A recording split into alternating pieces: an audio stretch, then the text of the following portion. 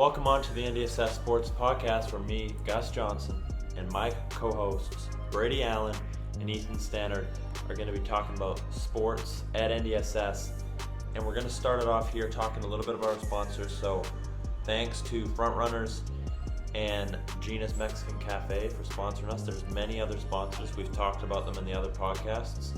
These are our gold level guys. They're huge. Yeah. They do a lot for us, and I think we do a lot for them. Yeah, exactly.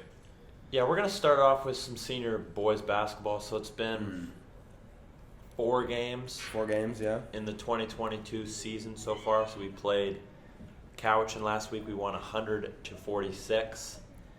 We had an explosive first half, and then then we kept that into the second half as well. 100-46 in our first league game, so we're 1-0 in our league. And then on Saturday we played Cary High in an exhibition game, and we ended up winning by 19 points. We had a really good game from Boyd Anderson. Good game. He played great. Yeah, that's my second favorite player aside from Doyle. And I hear he really put up the points. He put up. Came to my house after him and Cary, and they talked about the game, and they were like, yeah, Boyd was really balling with the seniors. Yeah, he's doing really good things. There was a good second half performance from Marcus Saywell as well. Nate Paris had 12 points.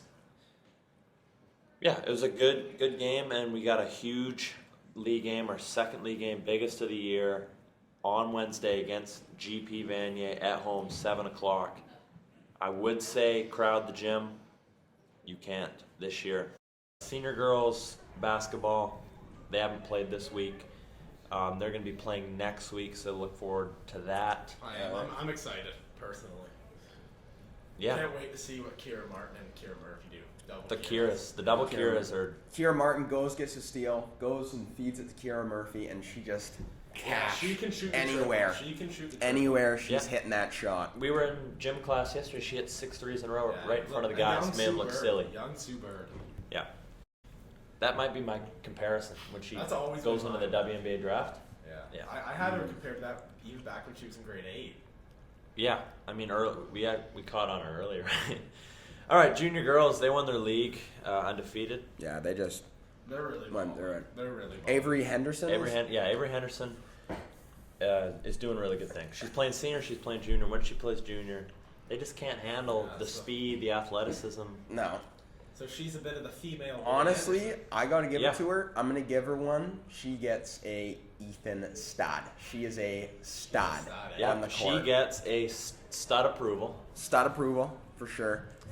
Just great on the lays. And then for grade 8 boys and girls basketball, not much going on. They're going into districts for right now. Yeah. Nothing. We actually have a grade 8 boy on the podcast later. Oh, by the name of Roman Lavery. Yep. I'm excited. You guys are going to love the kid, right? So athlete of the month now. So for athlete of the month, our 2 picks, Nate Paris and Kira Martin. 2 big picks coming out. Nate Paris, super athletic. He's going to UBC. Kid can jump everywhere. He dunks in game a lot, like nothing. Then you got Kira Martin, the defensive god, the point guard of the senior girls team. She goes through and shows up, drops 15 to 20 each game. She's been averaging 8 steals per game, which is insane. Just the passing ability that she has too. She can feed it. She feed it to Kira Murphy, throwing up the 3. Avery Henderson gets a lot of good lays too. And then back to Nate Paris. Just leaping ability. Well, he's a guy that missed half the season with a knee and ankle injury. Sorry, ankle injury. Yeah, and he's back and he's making an immediate impact. About 21 points a game, getting on the offensive and defensive glass, and really kind of our energizer guy, guy that can run down the court. Well, you see him run down the court. Feed it to him. There's not many athletes. Hey, it's a bit of a spark plug, I hear. There's not many athletes in this city that compare to Nate Paris in all aspects: jumping, agility, speed, the beach. The beach. He loves the beach. He's a beach guy. He's one of the biggest beach guys in the modern century. Since David Hasselhoff, I think. Since David- he plays in the sand more than David Hasselhoff Yeah. or Jordan Spieth. Yeah. All right, good kid. Volleyball type of talent Yeah. out there. Oh, you know, that funny thing about Nate Paris, a lot of you guys don't know, is he was a baseball player at one point. That kid, when he was hitting the 2-stick, Yeah. and he put it in the outfield, inside the park, home run every single time. He could have had a career Yeah. in the sport. He could have been one of the best base stealers. He'd be Like just laying he down would be, buns. he'd be Ricky Henderson. He He'd would a be. Ricky Henderson. I see it. We have some NFL scouts in the building. Brady Allen. I'm a bit of a young Colin Coward. So, what did you think of the Buffalo Bills, Kansas City Chiefs thriller that had 51 million viewers What a football game. on television? What a football game. I just want to give a credit here to Bills Mafia. Past 3 years, you guys have been really balling out on the gridiron, but it's just not getting done. And one of these days, Andy Reid might drop dead of a heart attack, and you don't know Mahomes. He's going to slow down, but Yeah. I want to give it to Josh Allen. The guy goes out there every day and he balls. Yeah. Okay? I thought he outplayed Mahomes until that final OT drive. Yeah. I mean, both of them were seen as kind of high risk, high reward prospects coming out, and look at them. And look at them. I mean, Josh Allen's got maybe the strongest arm I've ever since John Elway. Yeah. He Since throws an Jamarcus absolute Russell, rope. maybe. Since Jamarcus Russell, maybe. That guy didn't pan out. But, No. Most of them don't. So that was one of the best games I've seen in a while. All right, yeah. So we're gonna head out to the NFC. Who do you like? 49ers, Rams at SoFi Stadium. That's the home of the Super Bowl too. Yeah. So if the Rams win that, they're gonna play a home game for the Super Bowl, similar to Tampa Bay last year, playing in Tampa Bay. Yeah. I don't believe in San Fran. They were a little bit underwhelming the first half of the regular season. Yeah. They've done well. They've done well. They have a good O-line. Deebo Samuel's going to have to slow down against the solid Rams defense. And, yeah, I just see Jimmy G cracking under pressure. And I got the Rams winning a pretty easy football game.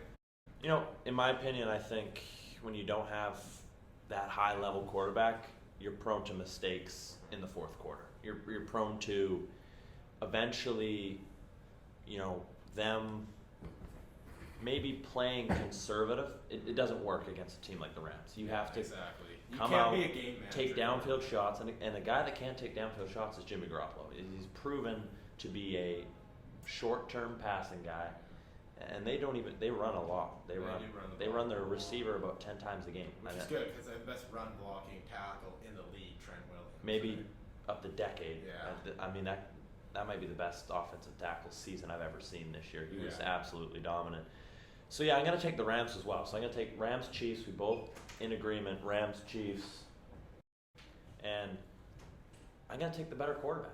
The guy that has been arguably the best start to a career in the history of the NFL, Patrick Mahomes, to a guy like Matthew Stafford that is prone to making big-time mistakes in crunch time. Yes, he has a top 5 receiver in the league. Yes, he has the best defensive tackle in the NFL, maybe the best player in the NFL, the best cornerback in the NFL. They're loaded, top to bottom roster-wise. Kansas City is too. They're going to get Tyrann Mathieu back most likely. Experience comes into this too. Casey's won the past 2 Super Bowls. Matthew Stafford, before this year, I never won a playoff game. Never won a playoff game. And it does help when you have, I think it's important if they get their left tackle, Andrew Whitworth, back. I think that game's a little more. Still though, I just still see the AFC teams as a step ahead of everybody in the NFC right now. Yeah, I mean, especially when everyone was hyping up Dallas, everyone was hyping up Green Bay. Those teams didn't even make it there.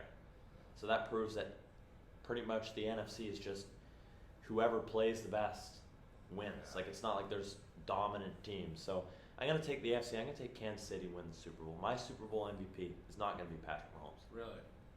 My Super Bowl MVP is going to be Chris Jones, the defensive tackle. I think he eats up on the interior. I think he gets multiple sacks. I think he gets a strip sack. I think Mahomes plays. I mean, they have to play conservative football because the way they play Tyreek Hill, the way they have 2 high safeties. I think, and I believe, Kansas City's going to win their 2nd Super Bowl in the last 3 years. And I'm going to give it to you. And what do you think? who's going to win. Yeah, I agree with you there, Gus. I got KC all the way, right? Last year they came up short due to an offensive line, but they rebuilt it in the offseason. And I don't see any flaws in that team. They're a complete package, and Patrick Mahomes is the best quarterback in the NFL, and they're going to come out and play. They have the best coaching in the NFL too. Yeah. I have them winning that game pretty easily, and I have my Super Bowl MVP as Travis Kelce. The guy just creates separation. He's the number one guy for Mahomes. I like him in that spot. Yeah, I mean, tight end winning it, maybe not. Defensive tackle winning it, maybe not. We're going to go bold here, though. I'm not picking just Patrick Mahomes, because he's going to play elite football week in and week out. We know that.